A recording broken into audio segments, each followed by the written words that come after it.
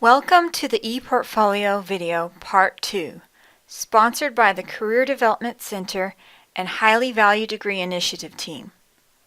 This video will cover how to create presentations, share to external users, and comment on shared items. Let's start with presentations. A presentation allows users to showcase artifacts in one location with navigation tabs similar to a website. You can access your presentations by using the My Items tab on the ePortfolio and clicking on Presentations to filter the items. Once you are in My Items, you can create a presentation by clicking on New Presentation. You can also create a presentation through your home page by clicking on New Presentation. Next, you will create a title, description, and click Save. Using the Content Layout tab, you can manage your pages and decide what will be included in your presentation.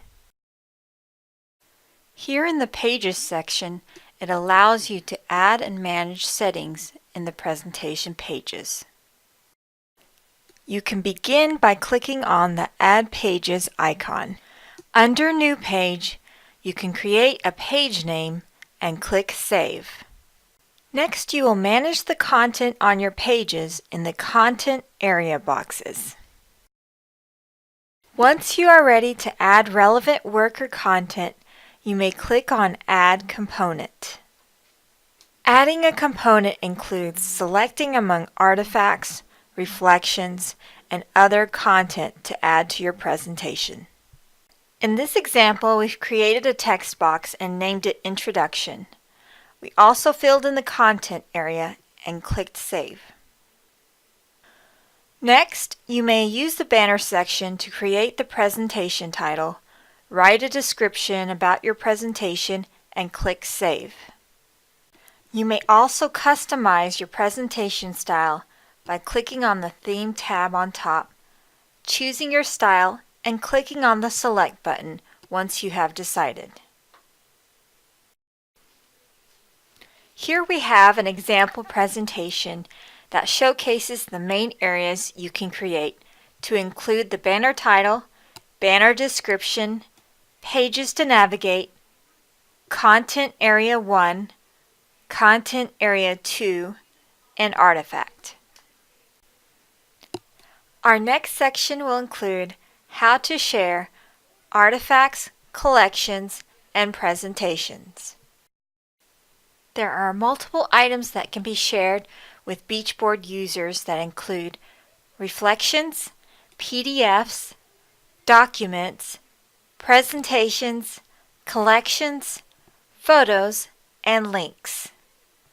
Please note that only presentations can be shared to external users.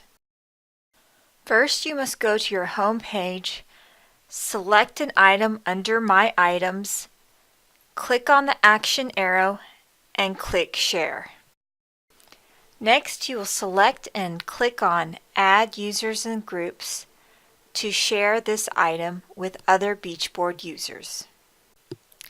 The next steps include selecting the users and permissions type you allow and clicking on Share.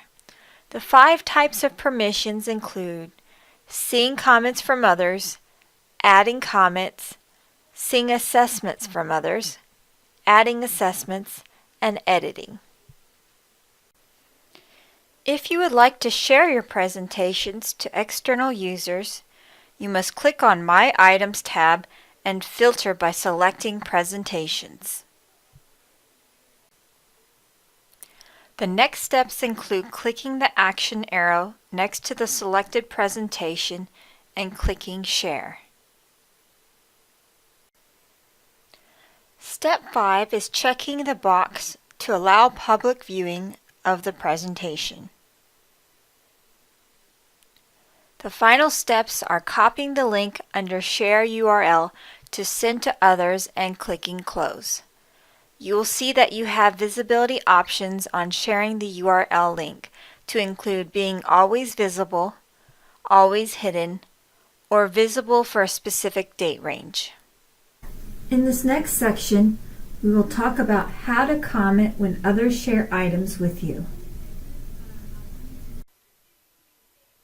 Let's start with the definition. A comment is a way for users to interact with each other, build relationships, and receive feedback. You can comment on shared items from other Beachboard users. From the home page, you can click on Explore. Next, you can view the artifacts shared by other users and click the artifact you choose to comment on.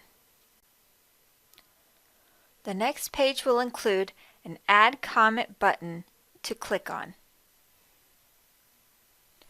A box will appear for you to write your comment in. Once you're finished, click Add at the bottom. Your comment will now appear under the selected item. Thank you for watching the instructional video on understanding the ePortfolio Part 2.